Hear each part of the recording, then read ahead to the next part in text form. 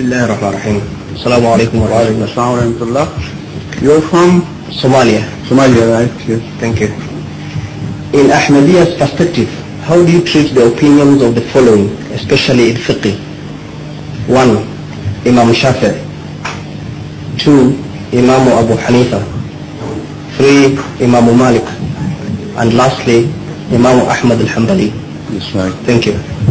If you can please sit here, close next. This table here. That's right. We follow generally Imam Abu Hanifa's fatwa were very largely accepted by the Ummah, and unless we find reasons to disagree with him, we would generally follow the Fiqh Hanafiya.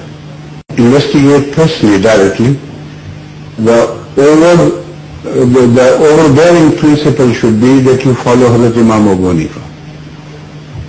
This is the entire attitude of Jamaat Ahmadiyya.